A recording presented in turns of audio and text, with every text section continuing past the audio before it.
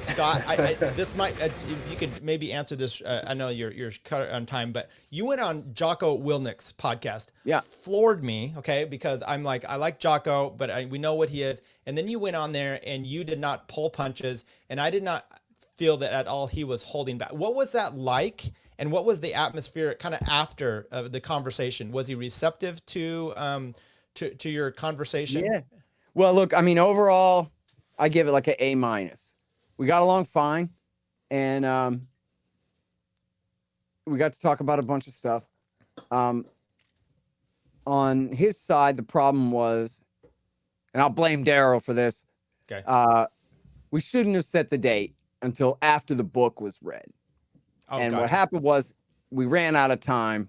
And look, this happened to me a lot of times. It was I'm like an 3 interviewer. hours, wasn't it? And It was like 3 hours. No, but I'm saying we ran out of time before the interview for him to get the book read. Gotcha. So I think he got as far as Iraq War II, and he was like, oh, okay, he learned some things about Iraq War II that we talked about.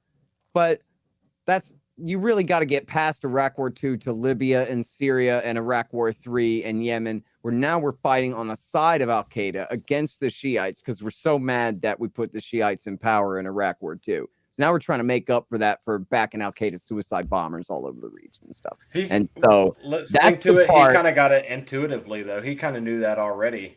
I noticed he was less vocal on the last half of the podcast. Is that why? Well, I think the last half we started talking more about Russia and stuff like that. But I think on the terror war stuff, what I'm trying to say is whatever he read that I wrote about Iraq, he probably was like, yep, that's true and bad. But if he had gotten into Libya, Syria, and Yemen, he'd have been throwing the book across the room and yelling, fuck. That's what the way the book is written. There comes a point where you say, I can't fucking believe this shit. What? And then it's clear why. You go, why? Because the Israelis hate the Shiites more. That's why. Why does America back Al-Qaeda suicide bombers? Because Israel hates the Shiites more. Say it with me. Israel hates the Shiites more. And so America fights on the side of Al-Qaeda suicide bombers in 3 wars and counting now in a row. And when you get to a certain point through the Syria chapter, you get to the point where now you get it. Now the light bulb goes off, and now you understand why there's something to really be upset about here. It's not just that this isn't working. It's that we are doing the wrong thing. And in fact, we're fighting on the exact wrong side of the war in Libya, in Syria, in Iraq War III. Well, no, not in Iraq War III, and in Yemen. And so I wish I had told Daryl, wait, let's not set the date. Let's make sure that he's finished with the book.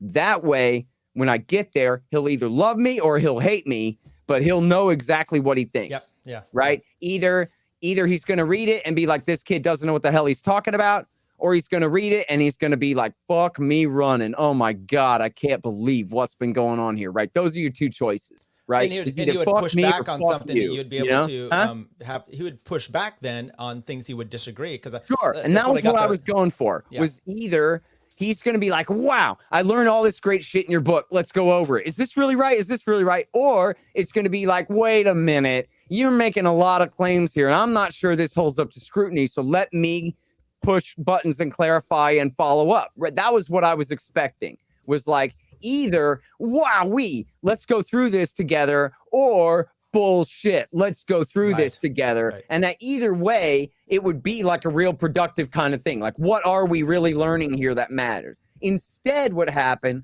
was I was just kind of pushing on a wide open door. Yeah. And he wasn't vouching for what I was saying and saying, yeah, that is right. But he also wasn't saying, no, that's not right. It was just, he would say a thing and then I would say a thing.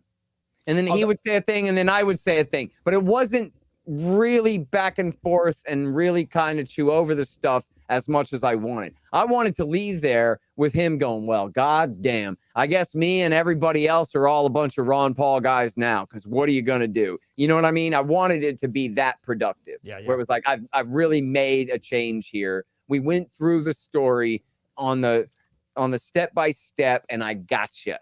there's a point in my story where you go, damn, that really is right, isn't it? And I go, yeah, it is. And you go, damn, that ain't right, is it? And I go, no, it's not, you know? And that, you know, that didn't happen. So instead it was like, hi, welcome to my show. You may say whatever you like and we will have a nice time. And then it was over. So it was like, okay. And then also, but so then here's the part that's my fault, really. And I should have led with this. This is the part that's really where I fucked up, was I was so hell-bent on telling my Sunni Shia shit that when he started out with war is killing innocent people, guaranteed, no way to fight one without doing so. So it doesn't mean killing bad guys. It means killing women and children next to who you think might be bad guys. That's what it really means.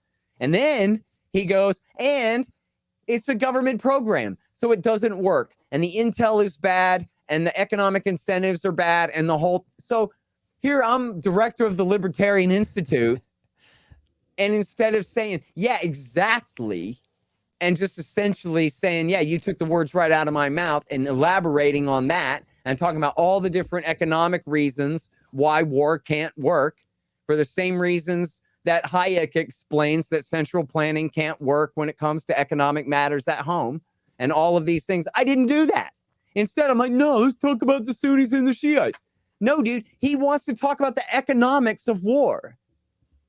And I'm not listening, right? I'm like, no, I want to talk about the thing I want to listen to, because I'm a fucking idiot. So then when I listened to it later, it was like, okay, well, one, I really wish I had told Daryl, let's hold off and make sure he reads the whole book before we do this. And then two, I really wish, just like in my debates with Kushner and Crystal and Young, I really need to do a better job of listening to them instead of just waiting to say the thing that I want to say so damn bad. Because, and you know, part of my problem is I do smoke so much weed that I'm stupid and I lose my short-term memory. So if I'm thinking of something I want to say, then I get really impatient because I'm afraid that I'm going to forget it and not be able to figure out where I was anymore or whatever like that. So then I just I'm like hell bent on saying the thing I want to say, and then I'm not listening at all. Like, here's this guy talking about, if you think about it, central planning doesn't work. So why would it work for the military? Well, this is the most famous Navy SEAL in the world saying this. And instead of saying, ta-da, look, everybody, you know, this is exactly right. And let me count the ways and let me cite the scholars, right? Let me tell you about Robert Higgs. Let me tell you about Justin Raimondo. I just blew it. So they ignore all the incentives. Right. I actually reviewed that podcast. I had it on one of my clip shows that I did, and I played multiple clips. And maybe I'll link it to this one, because I think I actually played two of those spots where he has the idea of kind of the anarchy, and then he pushes back. So he has competing points of view that he presented, and I played both clips. I thought your non-pushing back on him was simply, you know what, there's more that we need to have you agree about. This is one aspect that we can just kind of let go, because it was not glaring, but I mean, you know, you're you, and he was saying...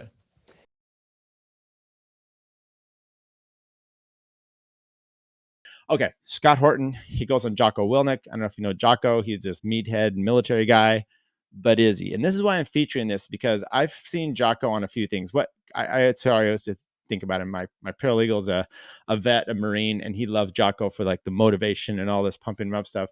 But I've heard Jocko before talk about the My Lai massacre, and that his way of doing it was not you're trying to skirt the issues as a military person or anything else.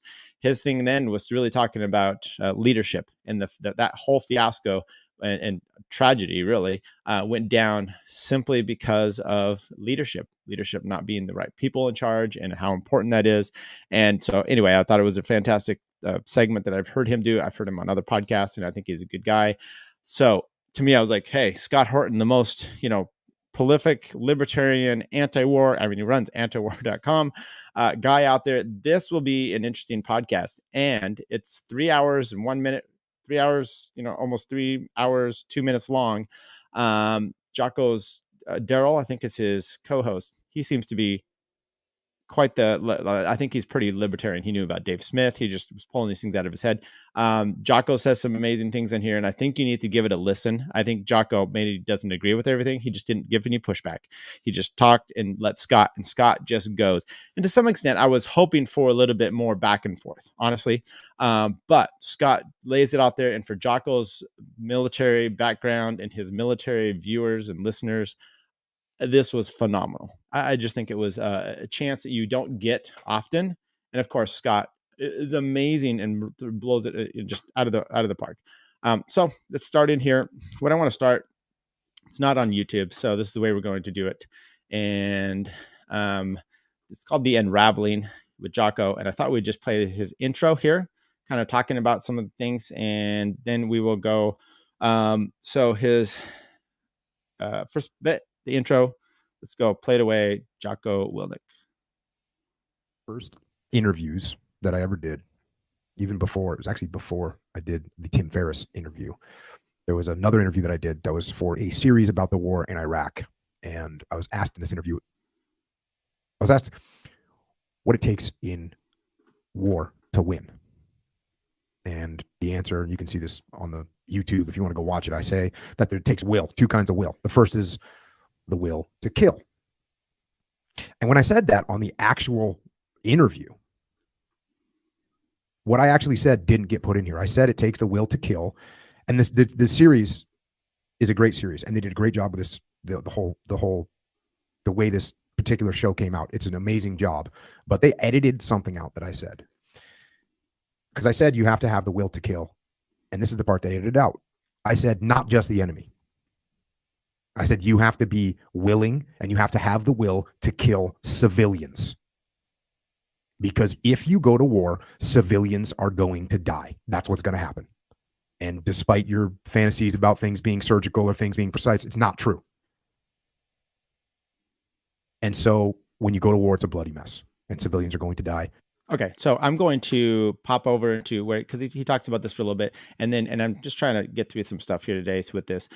But then he talks about kind of that willingness to kill, and he gets into a little more detail here before he enters into Scott. So clip 2. To kill, and when we are going to die, when we are willing to die. And once again, I gave that caveat that when I say willing to kill, I'm not just talking about the enemy. I'm talking about you must be willing to kill innocent civilians as well, because that is what is going to happen. And if we go to war, we better be ready for our own soldiers to die, because that is what is going to happen. There's no other way. The nature of war is death.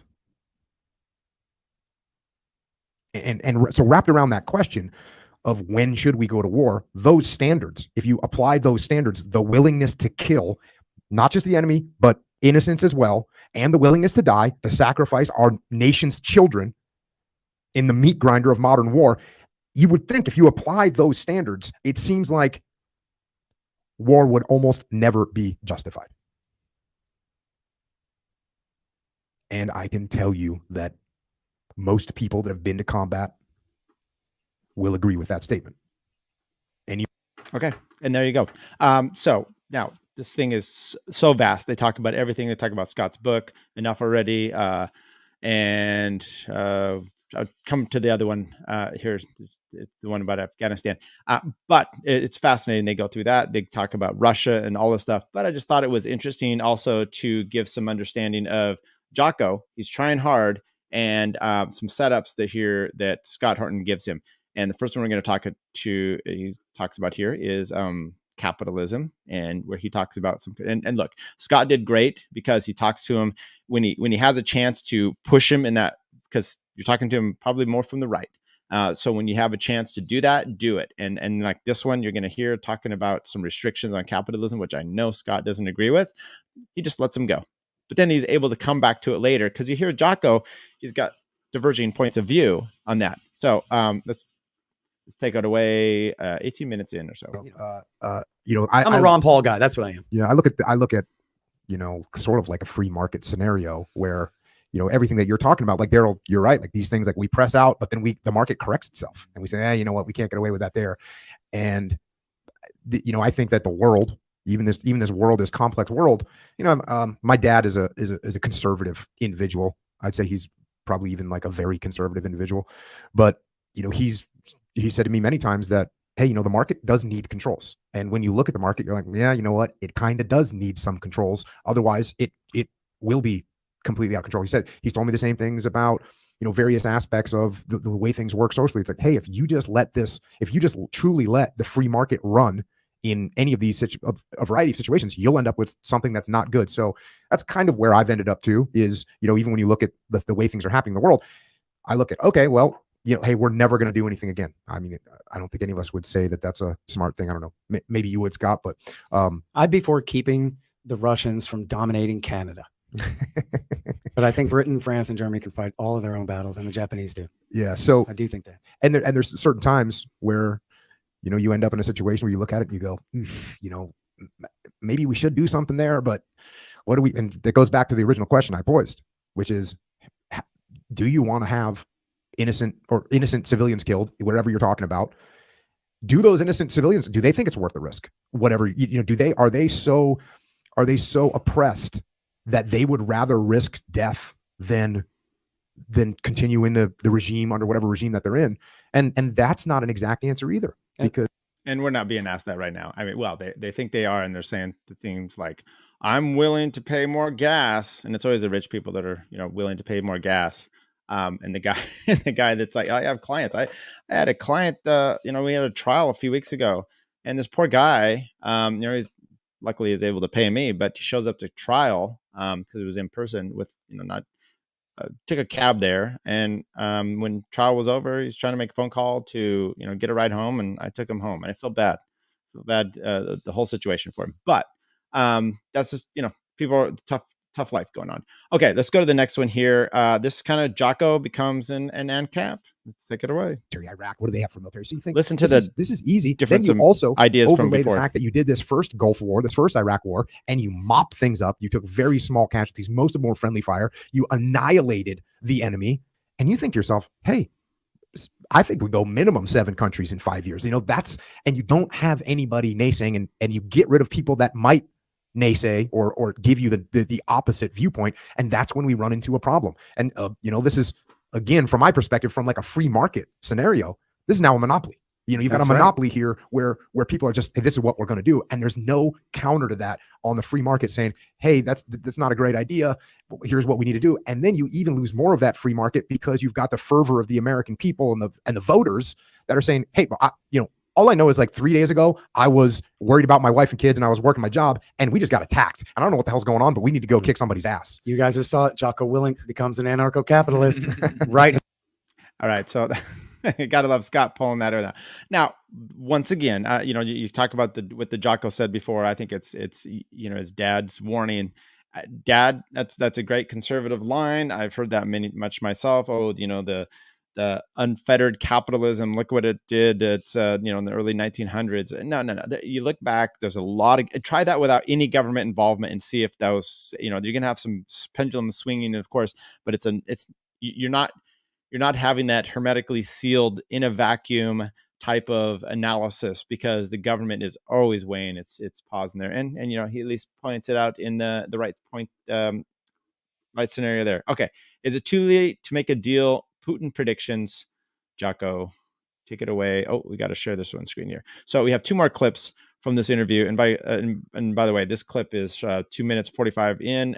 This whole thing was it took me days to get through this whole thing, and it was fantastic. Big deal. Look, you can't just say, hey, I want to make a deal now when you're on your heels. You don't get to make a deal anymore. You already gave up that opportunity. You gave up that opportunity when Putin committed troops to doing the invasion. You already gave up the opportunity because he's committed now.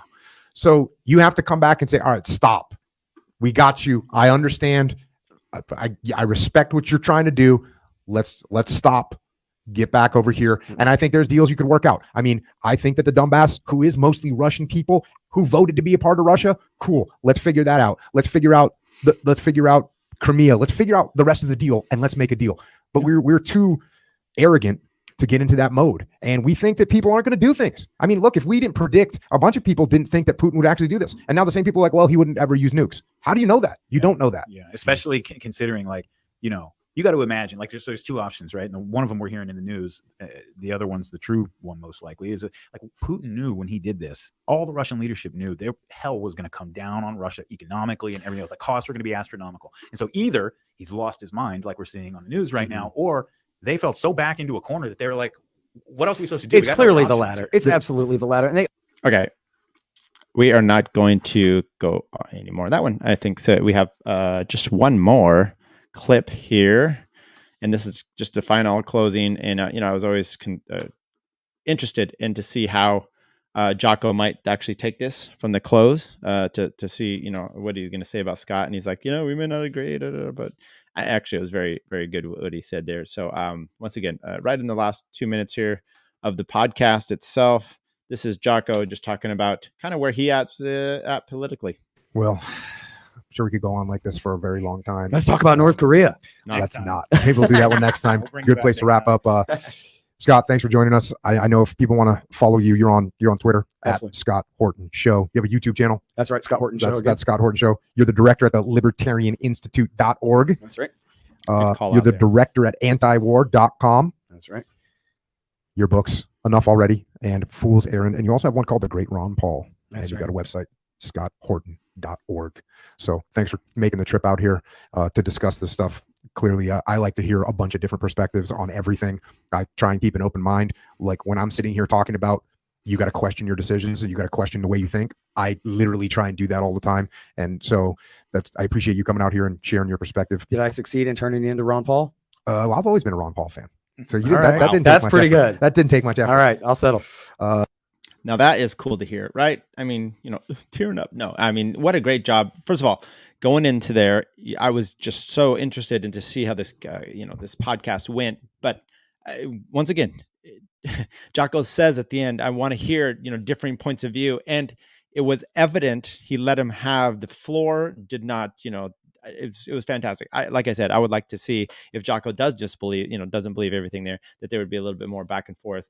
And you would be able to have a little bit different on that. And part of it too was like, it really was my fault. Like he was saying, you go into a war like Iraq and you just don't have the information to do the right thing. Like I could have just picked that up and agreed with him and ran with that all different ways. But instead I go, nuh-uh, really? They did have all the information. A lot of people did know better, and all the people who did know better and warned were ignored and all this, which is true. But like, no, really, what I could have said was, look, even the critics didn't really understand the balance of power between Dawa and Skiri and Sadr and the Fadala movement down there in Basra. Never even mind the Sunnis and the Kurds. Now we're just talking about the four major power factions among the Shiites. You think anyone at the State Department, the CIA, really understood that stuff? No, they really didn't. So in other words, no, Jocko was right. And I should have just goddamned agreed with him and talked about that some more instead of saying, nuh-uh, because some people did know better and warned. Because really, even the people who did know better and warned, they were not. There were very few. Maybe Raimondo was the only one who said, uh-oh, watch out for the Supreme Council for Islamic Revolution in Iraq and their leader, Abdulaziz al-Hakim. Right? Nobody knew who that was, or very, very few people. There were people who were warning, saying, we don't know what kind of forces we might unleash from Pandora's box. But as far as like really calling it, very few like knew the real detail. So in other words, like here I am, he's like handing me like total agreement on a golden platter, as the Saudi kings would say. And I'm like batting it away and finding a way to argue with him anyway, instead of like really elaborating on how smart he is. Because he really was making an absolutely correct point. And this is what Hayek calls the information problem, which is why even for utilitarian reasons, if you believe in the good of humanity at all, you have to have open, free markets, because central planning can't have, it just is not possible for them to have enough information to make the decisions about what prices should be and what resources should be distributed in which directions. The social you need calculation. Markets and prices to do that. It's the same reason why militarism doesn't work, because militarism is telling Tommy Franks, go ahead and make Iraq the way I want it to be for me, Tommy. And then he doesn't know the first thing about doing that. All he can do is wreck it. Scott, where can people find you? What do you have coming up? Throw your plugs out here and then we'll head out. Yeah, man. I'm scotthorton.org for the show, and that's iTunes and Stitcher and Spotify and all those things for the Scott Horton Show. 5,700 something interviews going back to 2003 for you there, which might be a world record. I don't know. Take that. And that's all at youtube.com/Scott Horton Show and at odyssey.com/something/Scott Horton Show, however that works. And then I'm the editorial director of antiwar.com. I'm the director of the Libertarian Institute, and I wrote 4 books: Fool's Errand, Enough Already, The Great Ron Paul, and the brand new one is Hotter Than the Sun, Time to Abolish Nuclear Weapons. And all that is available at scotthorton.org/books.